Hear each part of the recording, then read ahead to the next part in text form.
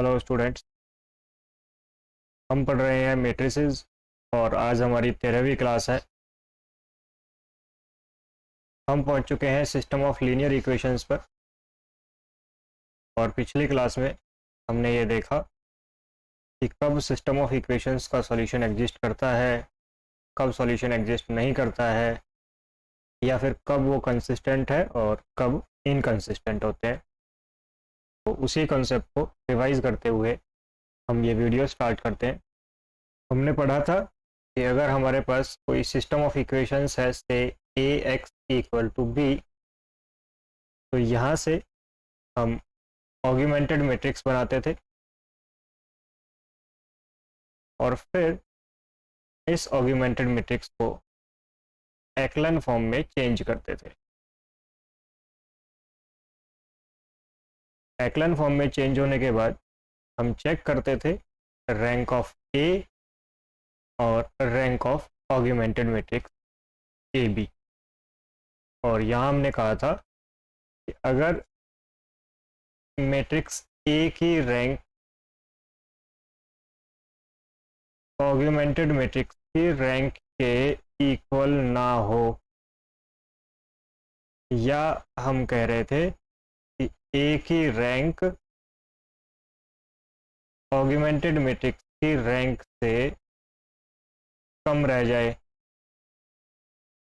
उस केस में हमने कहा था कि इस सिस्टम ऑफ इक्वेशन का कोई सॉल्यूशन एग्जिस्ट नहीं करता है, या हमने कहा कि ये सिस्टम ऑफ इक्वेशंस इनकंसिस्टेंट था।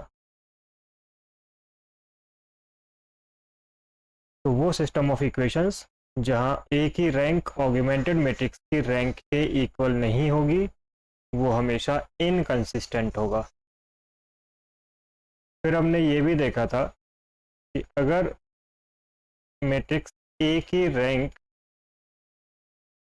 ऑग्यूमेंटेड मैट्रिक्स की रैंक के इक्वल हो जाए, तो फिर हमने कहा कि सॉल्यूशन एग्जिस्ट करता है इस केस में। अब सॉल्यूशन एग्जिस्ट करता है तो हमने कहा था कि ये सॉल्यूशन यूनिक भी हो सकता है और इनफाइनाइट भी हो सकता है। तो इसकी दो पॉसिबिलिटीज़ थी कि सॉल्यूशन यूनिक भी हो सकता है और सॉल्यूशन इनफाइनाइट भी हो सकता है। ये डिपेंड कर रहा था नंबर ऑफ वेरिएबल्स पर। उसमें हमने कहा अगर मैट्रिक्स की रैंक नंबर ऑफ वेरिएबल्स के बराबर होती है, उस केस में आपको यूनिक सॉल्यूशन मिलेगा। सिर्फ एक ही सॉल्यूशन होगा उस सिस्टम ऑफ इक्वेशंस का। और अगर मैट्रिक्स की रैंक नंबर ऑफ वेरिएबल्स से कम रह जाती है,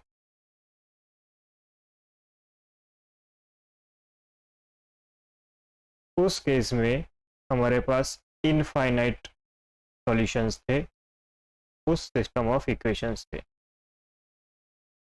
तो हमने पढ़ा था कि मैट्रिक्स ए और बी की रैंक इक्वल होती है तो सॉल्यूशन एग्जिस्ट करता है, या इसी को हम कह देते थे कि ये सिस्टम ऑफ इक्वेशंस कंसिस्टेंट है।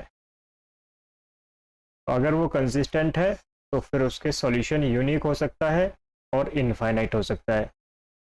वो डिपेंड करता था नंबर ऑफ वेरिएबल्स पर।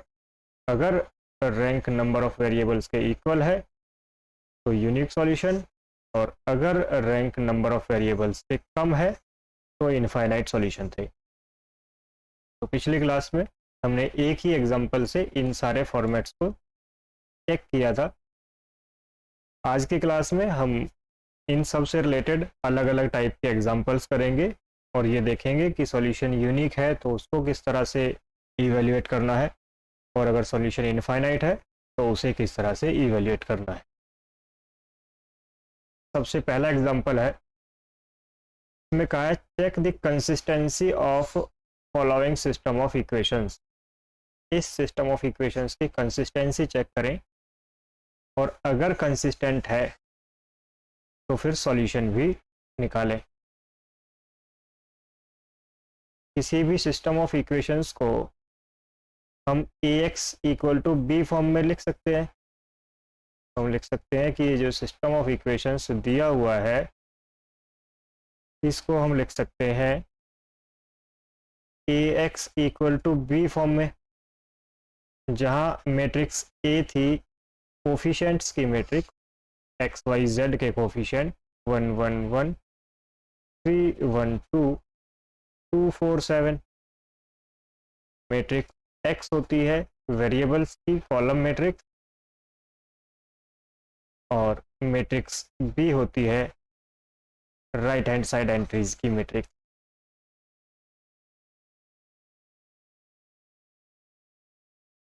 अब सिस्टम की कंसिस्टेंसी चेक करने के लिए सबसे पहले हम A augmented B matrix calculate करते हैं और फिर उस ऑगमेंटेड मैट्रिक्स को एक्लेन फॉर्म में चेंज किया जाता है।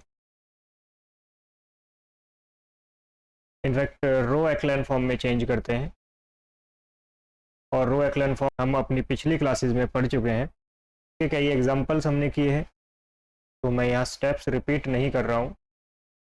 मैं यहाँ स्टेप्स को लिख रहा हूँ, आप कंप्यूटेशन कर सकते हैं, अदरवाइज़ ये वीडियो को अननेसेसरी लेंदी ही करेगा।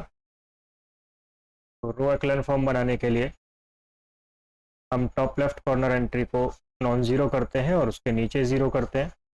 नीचे ज़ीरो करने के लिए क्योंकि यहाँ 3 है और यहाँ 2 है, हमने ऑपरेशंस अप्लाई कर दिए। सेकेंड रो में फर्स्ट रो का 3 गुना माइनस किया, थर्ड रो में से 2 गुना माइनस किया। ऑपरेशंस अप्लाई होने के बाद मैट्रिक्स ये बनती है। क्योंकि यहाँ top left corner entry non zero हो गई तो उस रो और कॉलम को हटाया, फिर से टॉप लेफ्ट कॉर्नर एंट्री को नॉन ज़ीरो और उसके नीचे वाली एंट्री को ज़ीरो करना था। ये दोनों लगभग सिमिलर एंट्री है, एक दूसरे का नेगेटिव है, तो इसलिए ऑपरेशन अप्लाई कर दिया और रो 3 में रो 2 को जोड़ दिया और अप्लाई होने के बाद मैट्रिक्स बन के आती है ये। या हम फिर से उस कॉलम और रो को हटाएंगे और टॉप लेफ्ट कॉर्नर एंट्री को रो ऑपरेशंस की हेल्प से नॉन ज़ीरो करेंगे, जो कि पॉसिबल नहीं था। कॉलम को भी हटाएंगे तो सिर्फ एक एंट्री बचती है। तो हमारे स्टेप्स यहाँ कंप्लीट होते हैं और ये हमारी रो एक्लेन फॉर्म आ जाती है मैट्रिक्स A ऑगमेंटेड B की। इस रो एक्लेन फॉर्म में आप ऑब्जर्व करेंगे ये मैट्रिक्स A का पार्ट था। यहाँ से आप पाएंगे कि मैट्रिक्स A की रैंक 2 है, क्योंकि A में थर्ड रो कम्प्लीटली ज़ीरो है, 2 ही रो नॉन ज़ीरो है, तो मैट्रिक्स A की रैंक 2 है, जबकि पूरी मैट्रिक्स की रैंक 3 है। और अगर हम ऑगमेंटेड मैट्रिक्स की रैंक की बात करें तो वो 3 है और ये दोनों रैंक इक्वल नहीं है। और जब दोनों रैंक इक्वल ना हो तो हम सीधा डिक्लेयर करते हैं कि जो सिस्टम ऑफ इक्वेशंस हमारे पास है, that given system of equations this is inconsistent. वो सिस्टम ऑफ इक्वेशंस इनकंसिस्टेंट है, इसका कोई सॉल्यूशन एग्जिस्ट नहीं करता है, या इसी को आप कह देंगे कि इसका कोई सॉल्यूशन एग्जिस्ट नहीं करता है। तो हमारे पास फिर से एक सिस्टम ऑफ इक्वेशंस है और क्वेश्चन सेम है, चेक द कंसिस्टेंसी। तो पहले चेक करना है कि कंसिस्टेंट है या इनकंसिस्टेंट है, और अगर कंसिस्टेंट है तो फिर उसका सॉल्यूशन भी बताना है।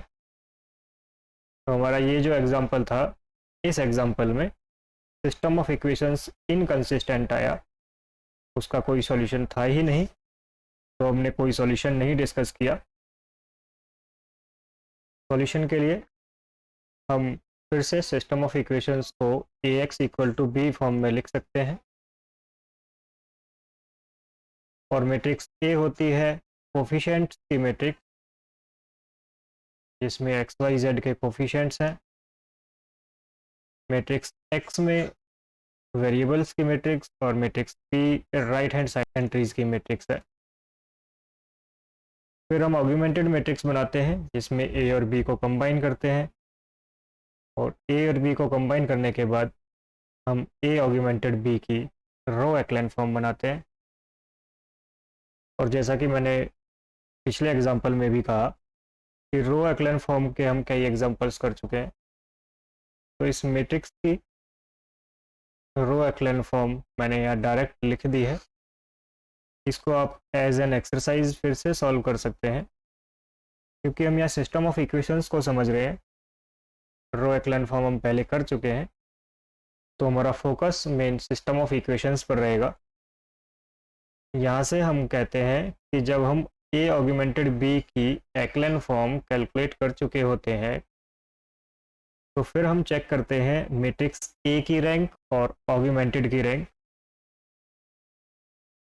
और मैट्रिक्स ए के लिए हम बी वाला पार्ट छोड़ करके बची हुई मैट्रिक्स को चेक करेंगे। इस मैट्रिक्स में फोर्थ रो पूरी ज़ीरो है और बाकी 3 रो नॉन ज़ीरो है, तो आप कह सकते हैं कि मैट्रिक्स ए की रैंक 3 है। जब आप ऑगमेंटेड मैट्रिक्स को ऑब्जर्व करेंगे, फिर से आप देखेंगे कि फोर्थ रो कंप्लीटली ज़ीरो है और 3 रो ही नॉन ज़ीरो है, तो 3 ही मैट्रिक्स ए ऑगमेंटेड बी की रैंक भी है। ऑगमेंटेड मैट्रिक्स की रैंक भी 3 है, ए की रैंक भी 3 है। यहाँ से अगर रैंक इक्वल है तो हम ये कह सकते हैं कि सॉल्यूशन तो एग्जिस्ट करेगा या सिस्टम ऑफ इक्वेशंस कंसिस्टेंट होगा। सॉल्यूशन एग्जिस्ट करता है तो हमें ये देखना होगा कि सॉल्यूशन यूनिक है या इनफाइनाइट है। ये हम डिसाइड करते हैं नंबर ऑफ वेरिएबल्स से, और नंबर ऑफ वेरिएबल्स हमारे पास हैं एक्स वाई जेड, 3 वेरिएबल्स हैं, तो नंबर ऑफ वेरिएबल्स हमारे पास है 3, और यही मैट्रिक्स की रैंक के इक्वल है। मैट्रिक्स की रैंक और नंबर ऑफ वेरिएबल्स इक्वल है, हम ये कह सकते हैं कि जो सॉल्यूशन है वो यूनिक है। अब हम उस यूनिक सॉल्यूशन को कैलकुलेट करेंगे। हम लास्ट जो एक्लेन फॉर्म है हमारे पास, वहाँ से इक्वेशंस को लिखा जा सकता है। पहली रो से x plus 2y minus z equal to 3, दूसरी रो से देखेंगे तो माइनस वाई इक्वल टू -4, तीसरी रो से देखेंगे तो z इक्वल टू 4, और फोर्थ रो कंप्लीटली ज़ीरो है, वो एक रिडंडेंट इक्वेशन है। यहाँ से z की वैल्यू डायरेक्ट आ जाती है 4, और यहाँ से भी आप कह सकते हैं y की वैल्यू आ जाती है 4। इन दोनों को जब इस इक्वेशन में रखेंगे, इन वैल्यूज़ को पुट किया इक्वेशन 1 में, तो आप पाएंगे x plus 2 into 4 minus 4 is 3, और you can x plus 4 equal to 3, और x is equal to -1।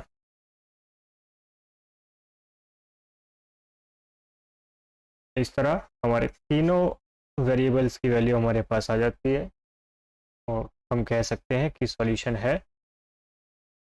x equal to -1, y is equal to 4, z is equal to 4, और इस तरह हम सॉल्यूशन कैलकुलेट कर सकते हैं। तो हमने एक एग्जांपल देखा जिसमें सिस्टम ऑफ इक्वेशंस का कोई सॉल्यूशन नहीं था, वो इनकंसिस्टेंट था। दूसरा एग्जांपल देखा जिसमें कंसिस्टेंट तो था और सॉल्यूशन सिर्फ एक था, यूनिक सॉल्यूशन था। अब हम एक और एग्जांपल देखते हैं। ये सिस्टम ऑफ इक्वेशंस है। फिर से प्रॉब्लम सेम है कि चेक करें सिस्टम ऑफ इक्वेशंस कंसिस्टेंट है या नहीं है, और अगर कंसिस्टेंट है तो उसका सॉल्यूशन बताएं। अब सॉल्यूशन के लिए फिर से हम सिस्टम ऑफ इक्वेशंस को ax equal to B form में लिखते हैं, और फिर हम ऑगमेंटेड मैट्रिक्स निकालते हैं और ऑगमेंटेड मैट्रिक्स को रो एक्लन फॉर्म में चेंज करते हैं। यहाँ ऑगमेंटेड मैट्रिक्स को एक्लन फॉर्म में जब आप चेंज करेंगे तो ये मैट्रिक्स बन के आती है। इस मैट्रिक्स में भी आप ऑब्जर्व करेंगे तो ये पार्ट मैट्रिक्स ए से रिलेट करेगा, कोफिशिएंट मैट्रिक्स से रिलेट करने वाला पार्ट होगा। यहाँ से आप ए की रैंक देखेंगे तो आप पाएंगे कि थर्ड रो कंप्लीटली ज़ीरो है, दो रो नॉन ज़ीरो है, ए की रैंक 2 है और ऑगमेंटेड मैट्रिक्स की रैंक भी 2 ही है, क्योंकि थर्ड रो पूरी ही ज़ीरो है। फिर से हम ये कह पाएंगे कि सॉल्यूशन तो एग्जिस्ट करता है। अब यहाँ से ये कह सकते हैं कि जो हमें सिस्टम ऑफ इक्वेशंस दिया है वो कंसिस्टेंट है।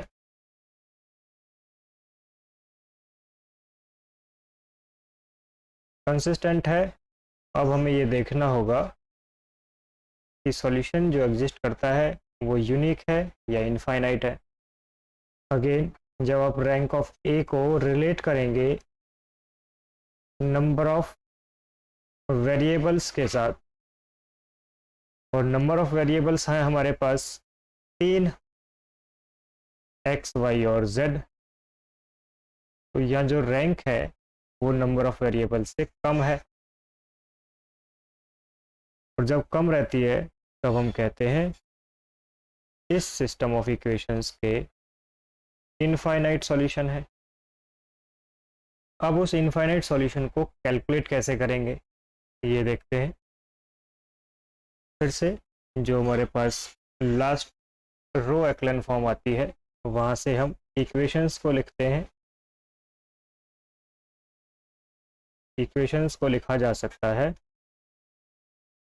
x plus y plus z equal to 6, और दूसरी बनती है y plus 2z equal to 8, और क्योंकि तीसरी रो कंप्लीटली ज़ीरो है तो ये एक रिडंडेंट इक्वेशन हो जाती है, और इस तरह हमारे पास सिर्फ 2 इक्वेशन बचती हैं जो कि रैंक के इक्वल है। अब हमारे पास नंबर ऑफ इक्वेशन 2 हैं और वेरिएबल है 3। ऐसे केस में जब हमारे पास नंबर ऑफ वेरिएबल्स ज़्यादा हों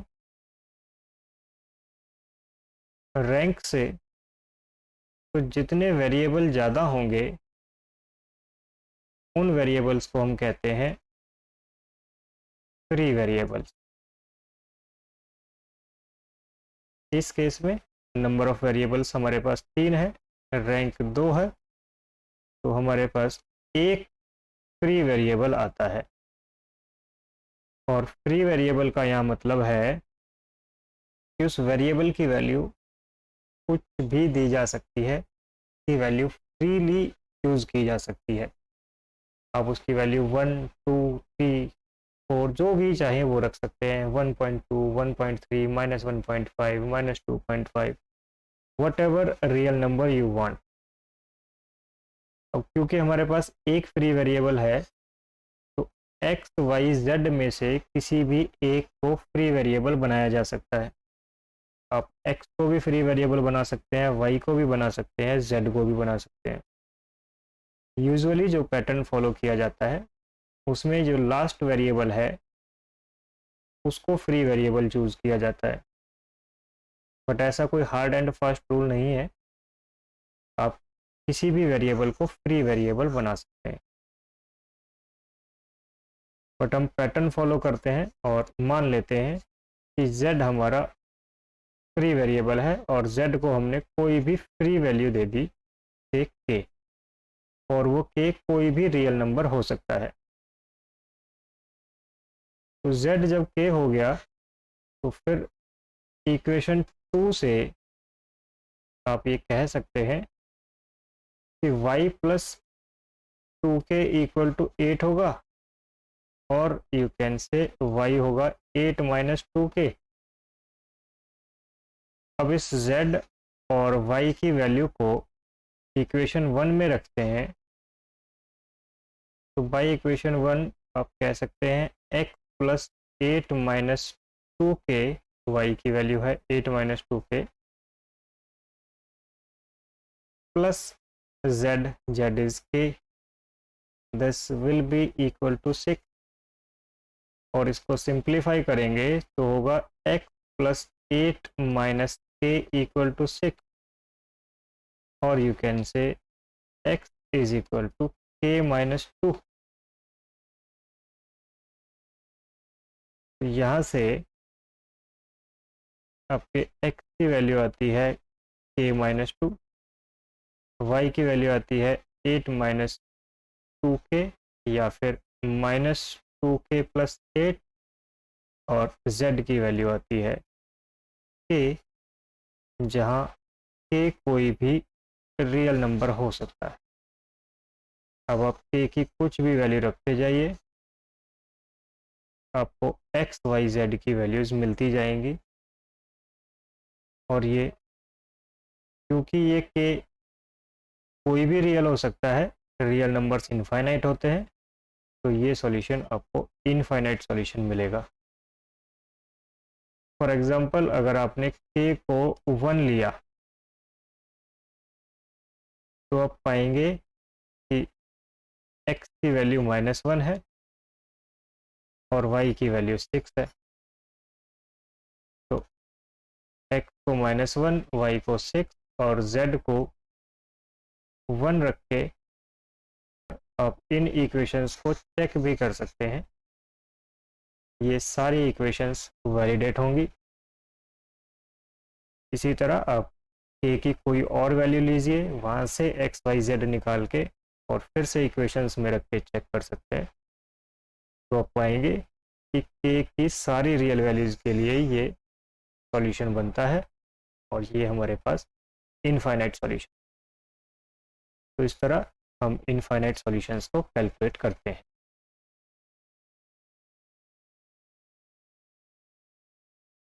तो अभी तक हमने अलग अलग टाइप के एग्जांपल्स देखे जिसमें सिस्टम ऑफ इक्वेशंस का सॉल्यूशन एग्जिस्ट नहीं करता है, एग्जिस्ट करता है तो यूनिक है या फिर इनफाइनाइट है। इस तरह के तीनों एग्जांपल्स हम देख चुके हैं।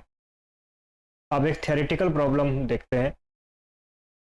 इसमें कहा हुआ है इन्वेस्टिगेट करें कि लैम्डा और म्यू की किन वैल्यूज़ के लिए इन इक्वेशंस का कोई सॉल्यूशन नहीं है, या फिर किन वैल्यूज़ के लिए इनका सिर्फ यूनिक सॉल्यूशन है, या फिर लैम्डा और म्यू की कौन सी वैल्यू के लिए इनके इनफाइनाइट सॉल्यूशन है। तो सॉल्यूशन का तरीका सेम रहेगा।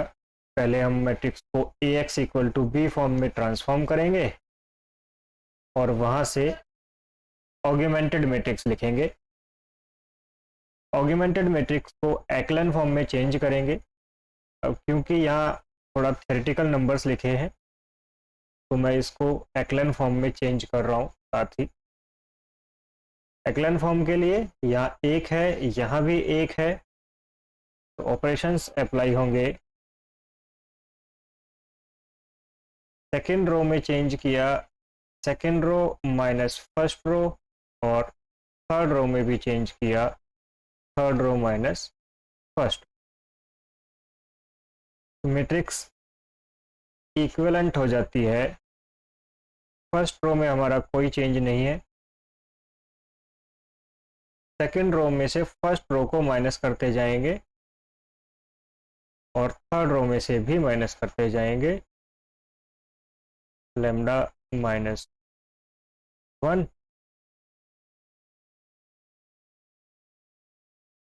बना के नीचे 0 बना लिया। नेक्स्ट यहाँ नॉन ज़ीरो बना के उसके नीचे 0 बनाएंगे तो हमारा नेक्स्ट ऑपरेशन अप्लाई होगा। थर्ड रो में चेंज किया, third row minus second row, क्योंकि दोनों ही वैल्यू सेम है तो ऑपरेशन अप्लाई हो जाएगा। Third row changes to third row minus second row, और मैट्रिक्स इक्विवेलेंट होगी।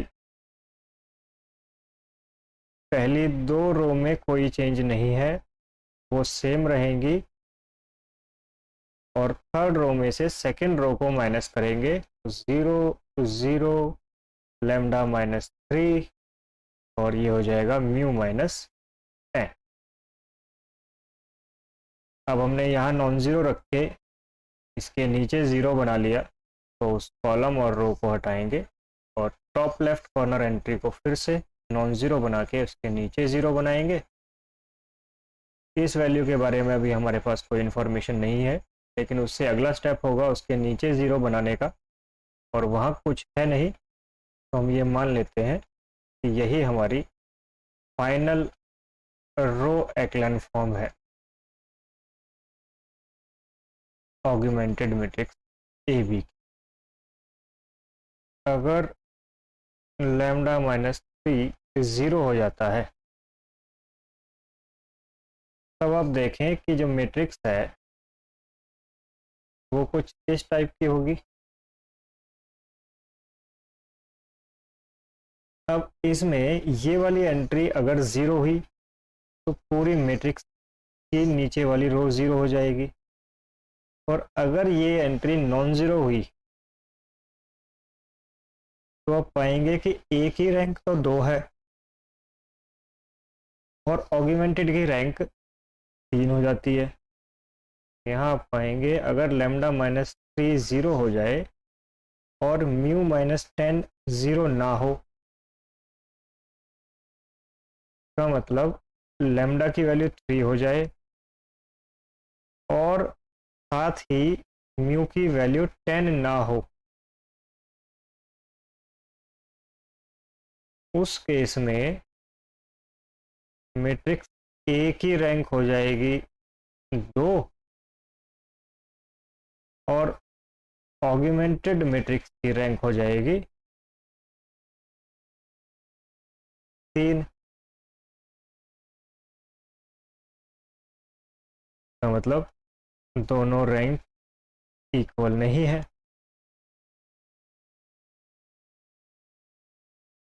और अगर दोनों रैंक इक्वल नहीं है तो वो सिस्टम ऑफ इक्वेशंस इनकंसिस्टेंट होगा।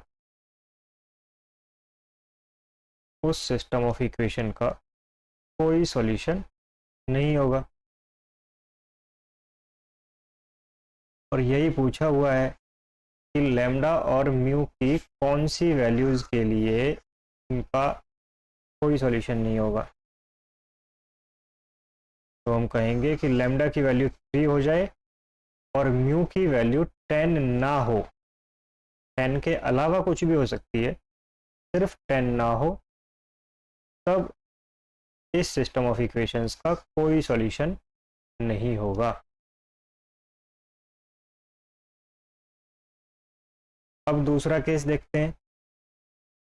अभी हमने कंडीशन मानी कि ये वैल्यू 0 हो जाए तो क्या होगा।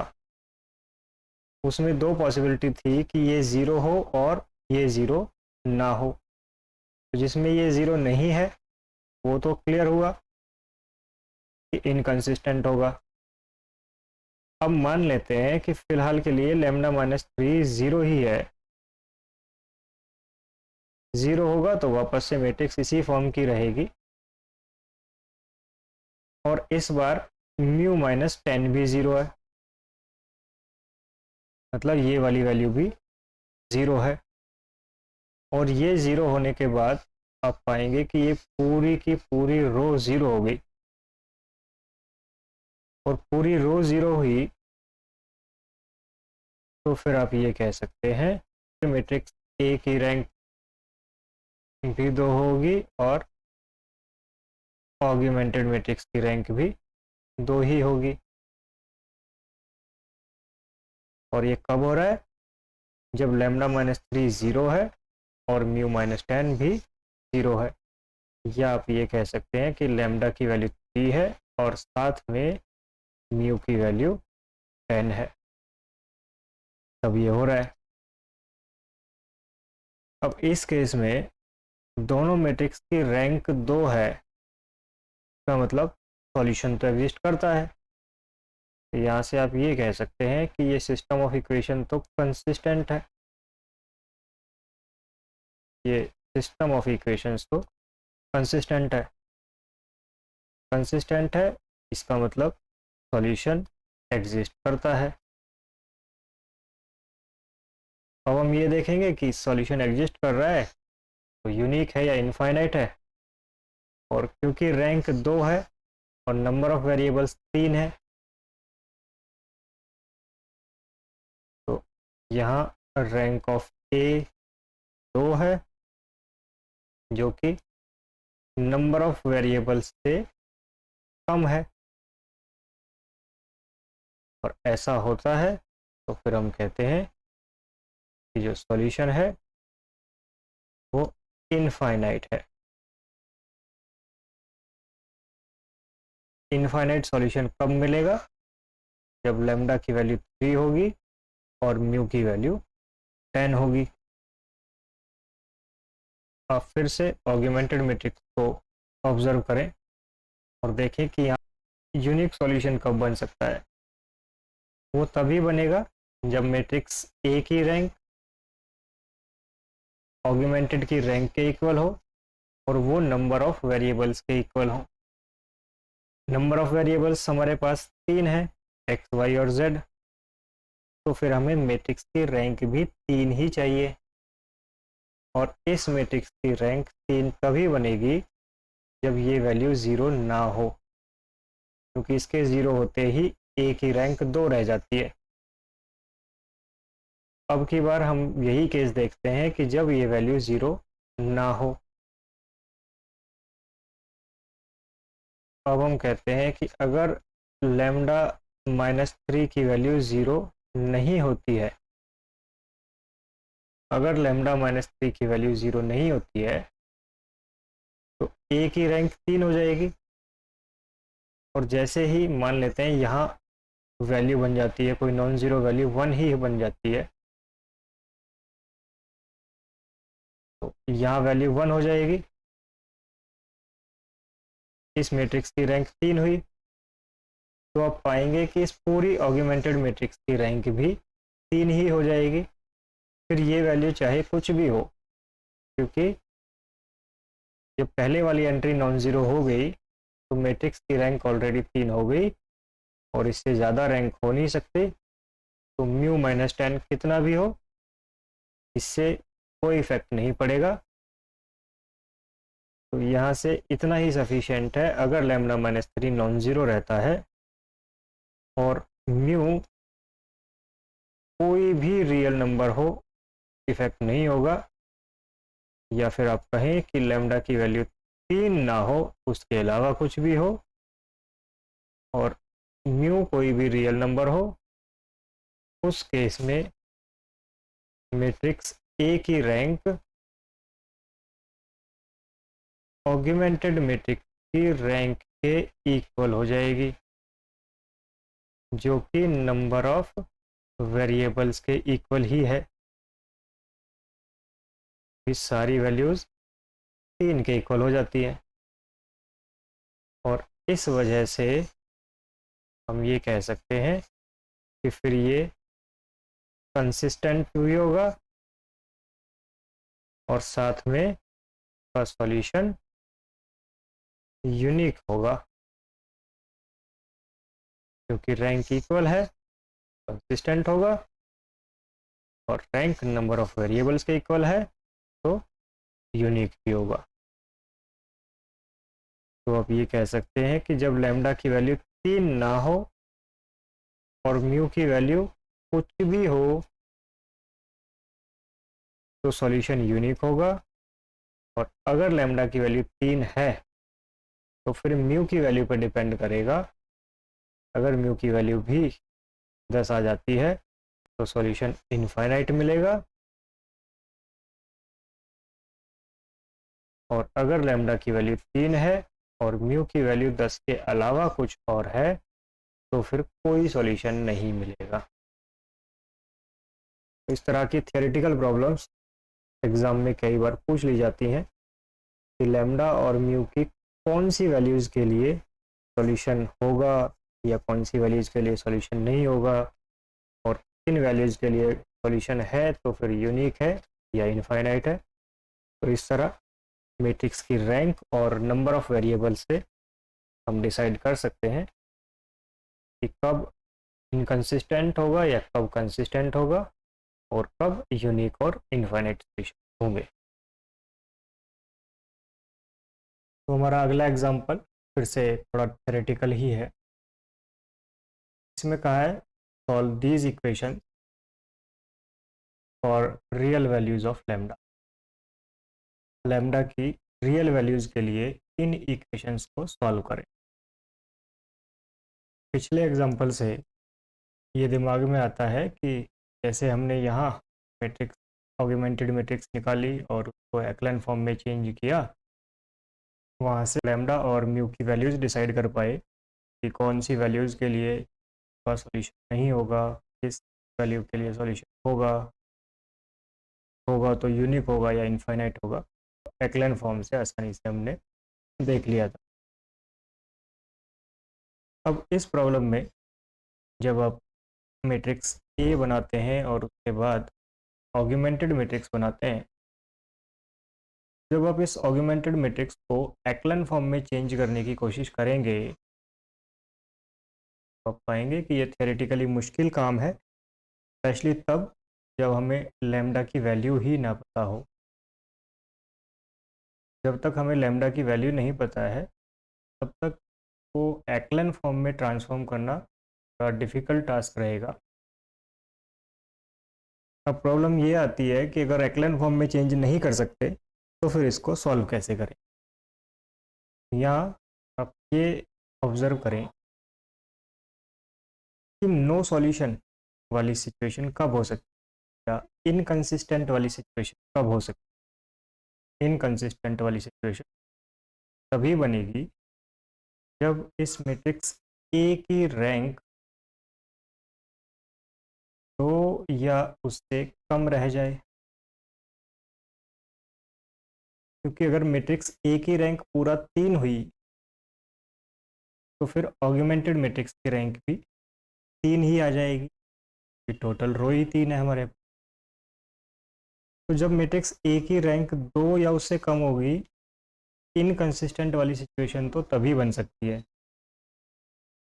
तो प्रॉब्लम ये आती है कि एक्लन फॉर्म में तो हम इस मैट्रिक्स को चेंज कर नहीं पा रहे हैं, और एक्लन फॉर्म में चेंज नहीं कर पा रहे हैं, फिर रैंक कैसे डिसाइड करें। तो आप रिकॉल करेंगे सबसे पहली डेफिनेशन जो हमने रैंक की पढ़ी थी, उसमें हमने कहा था कि अगर कोई माइनर मिल जाए, मैट्रिक्स ए का कोई माइनर मिल जाए ऑर्डर 2 का जो नॉन ज़ीरो हो, और ऑर्डर 2 के ऊपर के सारे माइनर ज़ीरो हों, तब हम कहेंगे कि मैट्रिक्स की रैंक 2 है। और अगर ऑर्डर 2 वाले भी सारे माइनर्स ज़ीरो होते हैं तो फिर हम उससे नीचे ऑर्डर 1 को चेक कर रहे थे। तो जब आप उस डेफिनेशन से देखेंगे तो मैट्रिक्स ए की रैंक 2 या उससे कम तभी पॉसिबल है जब इस मैट्रिक्स ए का डिटर्मिनेंट 0 हो। और जब आप इस मैट्रिक्स ए का डिटर्मिनेंट कैलकुलेट करते हैं, अभी के लिए मैं इसको अलोंग फर्स्ट रो एक्सपेंड कर रहा हूँ, तो ये होगा lambda times 2 lambda square 6 minus 2 times 4 lambda plus minus 2 times 4 minus 12 lambda. और जब आप इसे सिंप्लीफाई करेंगे तो ये हो जाता है 2 lambda cube plus 6 lambda minus 8 lambda minus 12 minus 48 24 lambda. और आगे सिंप्लीफाई करते हैं तो ये होता है 2 lambda cube 6 lambda minus 8 lambda plus 24। ये आपके पास होता है 2 लेमडा, ये होता है माइनस 6। हम कह सकते हैं कि determinant of A is 0 if and only if 2 lambda cube plus 2 lambda minus 60 equal to 0। और दो हर एक एंट्री में है, कॉमन लेके कैंसिल कर सकते हैं। तो अब ये भी कह सकते हैं कि ये होगा if and only if lambda cube plus 11 lambda minus 30 equal to 0। हालांकि क्यूबिक इक्वेशंस को सॉल्व करने के अलग मेथड्स बने हुए हैं, पर आपके एग्ज़ाम में उन मेथड्स का ज़्यादा यूज़ नहीं है।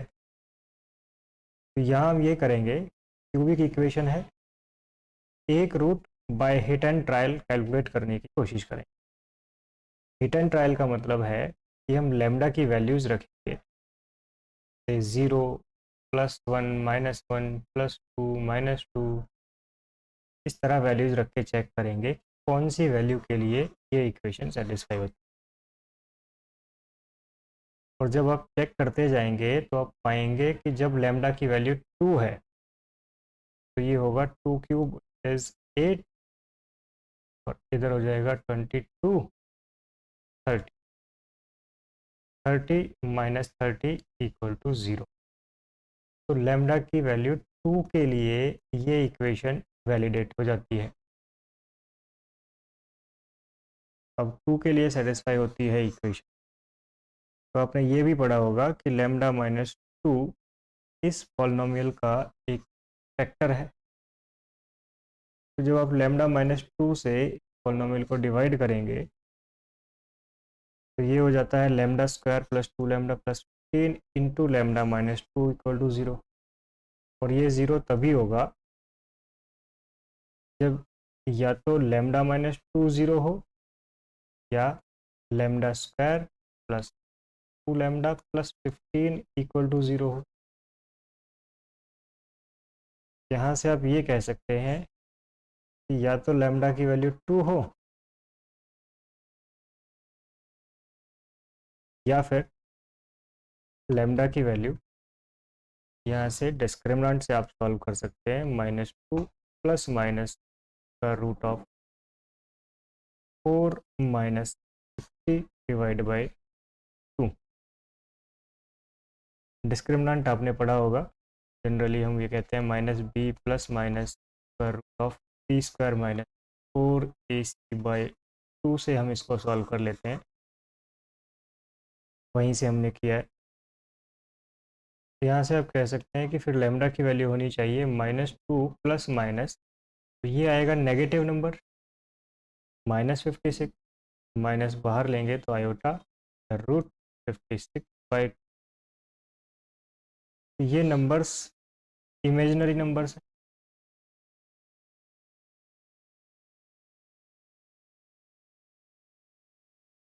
और हमें प्रॉब्लम में कहा हुआ है कि इन इक्वेशंस को सॉल्व करें for real values of lambda. Real value के लिए सॉल्व करना है तो फिर इमेजिनरी नंबर्स को हम नेगलेक्ट कर देंगे। यहाँ से आप ये कह सकते हैं कि ए का डिटर्मिनेंट 0 सिर्फ और सिर्फ लैम्डा इक्वल टू 2 के लिए पॉसिबल है।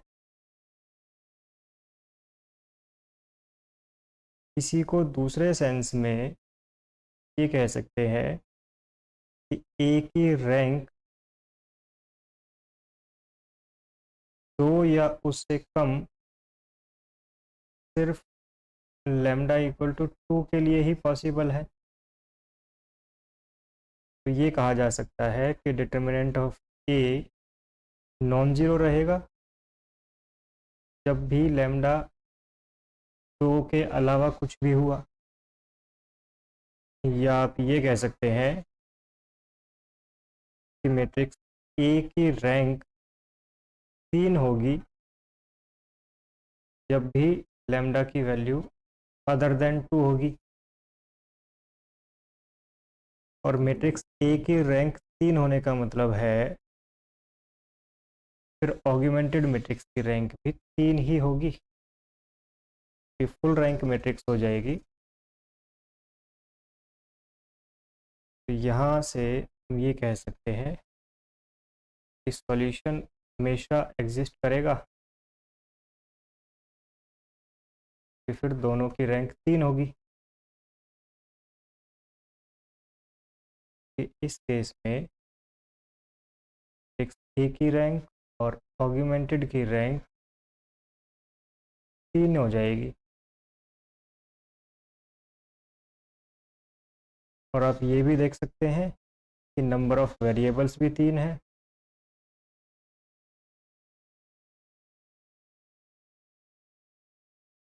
तो आप ये कह सकते हैं इनफैक्ट कि यूनिक सॉल्यूशन मिलेगा। और सॉल्यूशन निकालने के लिए आप क्रैमर्स रूल यूज़ कर सकते हैं। आप ए इनवर्स यूज़ कर सकते हैं। ये दोनों मेथड हम कर चुके हैं। तो आप दोनों में से किसी भी मेथड से इसको सॉल्व कर सकते हैं। अब प्रॉब्लम आती है कि जब लैम्डा 2 होगा तो क्या होगा। अगर लैम्डा 2 हुआ तो आपको सिर्फ लैम्डा की जगह 2 रख देना है, और आपकी एग्रीमेंटेड मैट्रिक्स हो जाएगी ये मैट्रिक्स।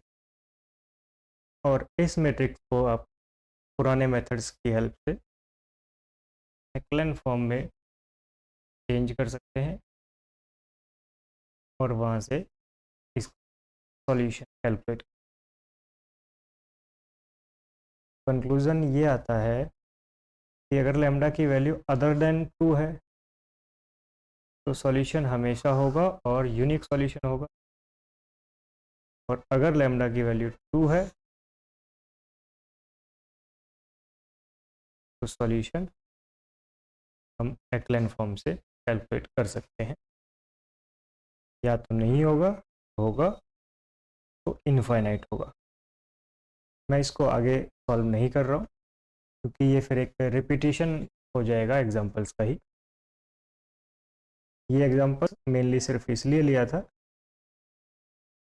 कि आप इस तरह की थ्योरेटिकल प्रॉब्लम्स को डील कर सकें, आप लैम्डा की वैल्यूज़ कैलकुलेट कर सकें कि किन वैल्यूज़ के लिए इनके सॉल्यूशन होंगे और किन वैल्यूज़ नहीं होंगे। हमारा अगला कॉन्सेप्ट है होमोजेनियस सिस्टम ऑफ इक्वेशंस। ऐसा सिस्टम ऑफ इक्वेशन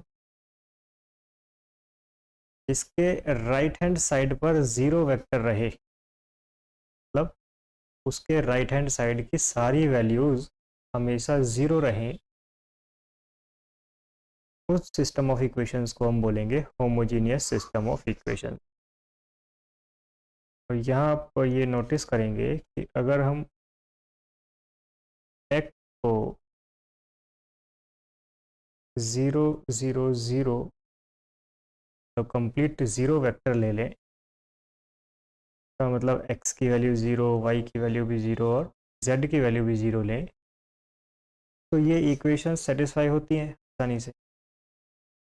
तो यहाँ से आप ये कह सकते हैं this is always a solution.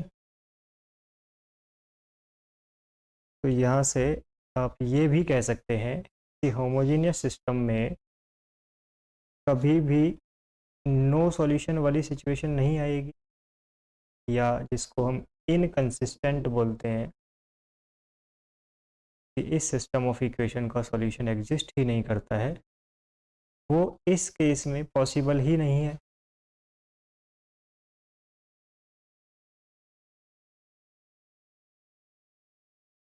क्योंकि एक सॉल्यूशन तो हमें हमेशा मिल ही रहा है।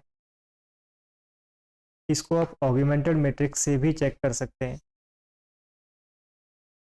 मान लीजिए कि आपकी ये ऑगमेंटेड मैट्रिक्स है और जब आप इसको एक्लन फॉर्म में चेंज करते हैं तो वो कुछ इस तरह की हो सकती है कि यहाँ कुछ नॉन ज़ीरो वैल्यूज़ हुई, फिर ज़ीरो रहा, फिर यहाँ ज़ीरो हो के कुछ नॉन ज़ीरो वैल्यू हुई, ज़ीरो रहा। और जनरली जब नो सॉल्यूशन वाली सिचुएशन बनती है तो वो तभी बनती है जब ये वाली कंप्लीट रो ज़ीरो हो जाए और यहाँ कुछ नॉन ज़ीरो एंट्री रहे। पर क्योंकि ये राइट हैंड साइड वेक्टर पूरा ही ज़ीरो है, कोई भी रो ऑपरेशन लगाइए ये हमेशा ज़ीरो ही रहेंगे। तो फिर यहाँ नो सॉल्यूशन वाली सिचुएशन नहीं बन सकती। ये आप एक्लन फॉर्म से भी चेक कर सकते हैं। तो यहाँ हम ये कंक्लूड कर सकते हैं कि इनकंसिस्टेंट वाली सिचुएशन तो नहीं होगी होमोजीनियस सिस्टम में, या इसको दूसरे सेंस में आप ये कह सकते हैं होमोजीनियस सिस्टम ऑफ इक्वेशन जो है वो हमेशा कंसिस्टेंट है। अब सॉल्यूशन यूनिक है या इनफाइनाइट है ये आप आराम से नंबर ऑफ वेरिएबल्स और मैट्रिक्स की रैंक से डिसाइड कर सकते हैं। यहाँ सिस्टम ऑफ इक्वेशंस का कॉन्सेप्ट कंप्लीट होता है। उससे रिलेटेड जितनी भी टाइप की प्रॉब्लम्स हो सकती है हमने ऑलमोस्ट उनको कवर किया है। और जैसा कि मैं अपनी सभी वीडियोस में बताता हूँ, ये जो नोट्स हम यहाँ लिख रहे हैं इनकी पीडीएफ आपको हमारे Telegram channel home higher batch पर मिल जाएगी, जिसका लिंक इस वीडियो के डिस्क्रिप्शन में और चैनल के डिस्क्रिप्शन में मिल जाएगा। वीडियो को हम यहीं ख़त्म करते हैं, मिलते हैं अगली क्लास में। Thank you.